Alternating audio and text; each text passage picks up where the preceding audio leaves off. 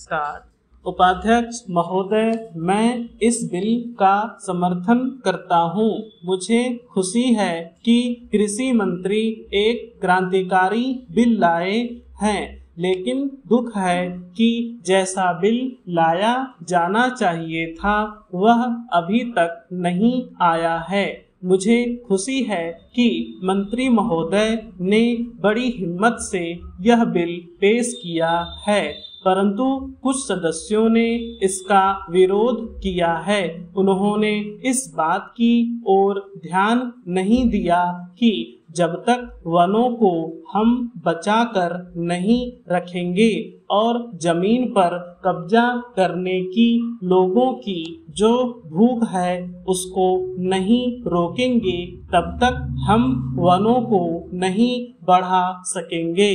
देश की जो दूसरी सबसे बड़ी समस्या है वह है बेरोजगारी।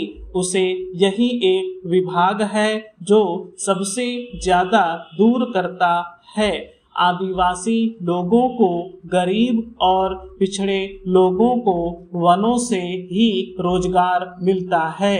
काफी ऐसे लोग हैं जो 6 महीने वनों से ही फल फूल द्वारा भोजन करते हैं।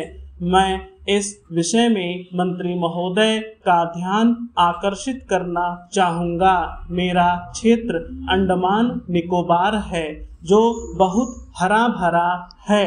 वहाँ काफी जंगल है, लेकिन उनको काटा जा रहा है। अगर इसको सही ढंग से रोकेंगे नहीं तो एक दिन ऐसा आएगा जब वर्षा भी वहाँ नहीं होगी। मैंने प्रधानमंत्री जी को इस विषय में जुलाई मास में एक पत्र लिखा था। उसमें मैंने कहा था कि हमारे यहाँ जंगलों की कुछ व्यवस्था की जाए। इसके बाद एक समिति बनी जिसको वहाँ जाकर सारी चीजों को देखना था। उसकी सिफारिश के अनुसार वहाँ काम होना था। इस समिति को बने हुए 6-7 महीने हो गए हैं, लेकिन यह समिति आज तक वहाँ नहीं जा सकी है। झगड़ा क्या है?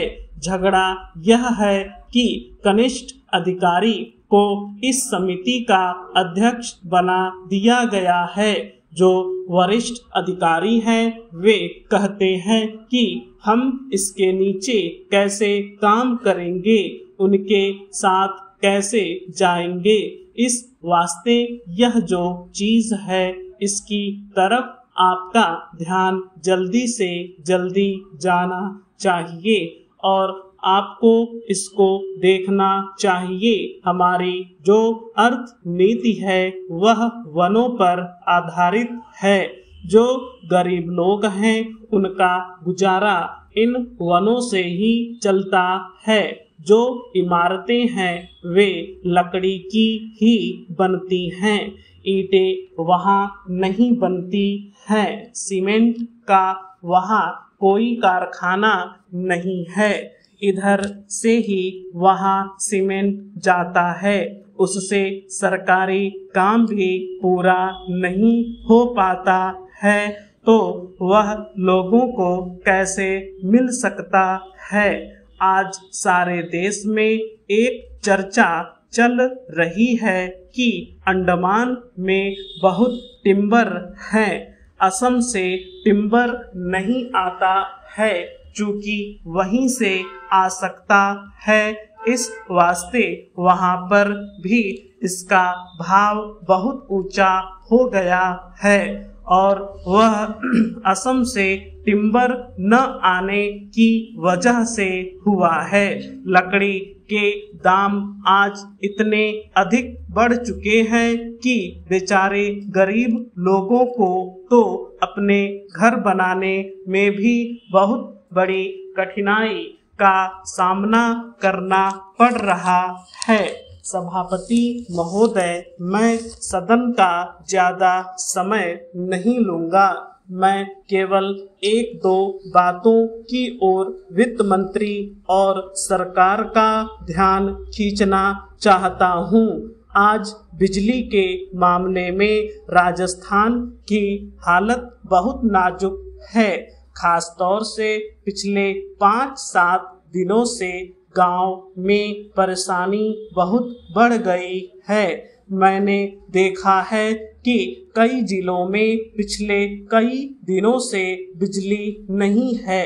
नतीजा यह हुआ है कि जो फसल बोई गई है उसको पानी नहीं मिल पाया है। वहाँ पहले से ही अकाल की स्थिति है। बिजली ठीक तरह से न मिलने के कारण किसानों की फसल बर्बाद हो रही है। इसलिए बिजली को और अधिक फैलाने की बात को छोड़कर सरकार उसकी पूर्ति को नियमित करे। उधर से जो माननीय सदस्य बोलते हैं वे बातें करीब करीब वही करते हैं जो हम कर रहे हैं। दोनों में कोई फर्क नहीं है।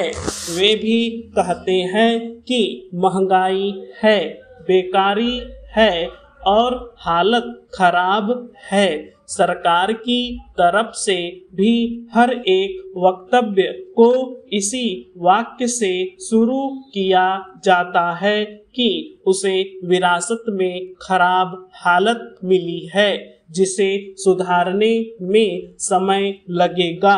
मैं निवेदन करना चाहता हूं कि सरकार एक अवधि निर्धारित कर दे कि वह कब इस पहले वाक्य को बोलना छोड़ देगी। हम सरकार का विरोध नहीं करेंगे। वह हमको भाषण लिखकर दे दे और बता दे कि हम क्या करेंगे। हम वैसे ही इस सदन में और बाहर जनता के सामने बोलेंगे, लेकिन वह देश की हालत को सुधारे। आज चारों तरफ हालत बिगड़ रही है। आज गांवों में कोई व्यवस्था नहीं है। सरकार हम लोगों को कब तक दोष देती रहेगी। अगर हालत न सुधरी तो ये लोग भी डूबेंगे, हम लोग भी डूबेंगे और लोकतंत्र भी डूबेगा। आज गांवों में हालत बहुत खतरनाक ढंग से बिगड़ रही है। मैं बड़ी जिम्मेदारी और गंभीरता के साथ यह बात कह रहा हूँ। आखिर सरकार का और हमारा काम एक ही है। कुछ लोग उधर बैठे हैं और हम इधर बैठे हैं, इससे कोई फर्क नहीं पड़ता। हालत सब तरफ से खराब है। बिजली खराब है, कोयला खराब है, तेल नहीं मिल रहा है, किसानों के काम सब तरह से रुके हुए हैं। गांवों के अंदर इतनी महंगाई बढ़ रही है कि गरीबों के प्राण निकल रहे हैं और आगे यह महंगाई जोर से बढ़ेगी।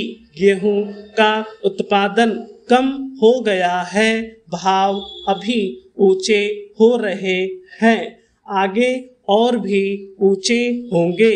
आगे आप फिर कहेंगे कि आयात के बिल बढ़ रहे हैं, पेट्रोल और डीजल के दाम बढ़ गए हैं, तो आप मुसीबत में फंस गए हैं। आप मुसीबत में फंसते हैं तो हमें भी खुशी नहीं होती है। इसीलिए आप गंभीरता से सोचें। कुछ हमसे सहायता लेना चाहते हैं तो लें, जिस तरह से भी लेना चाहते हैं लें। आप जैसा कहेंगे वैसा ही हम जनता से जाकर बोलेंगे। अंत में मैं निवेदन करना चाहता हूँ कि आप राजस्थान के लिए जरूर कुछ करें। स्टॉप।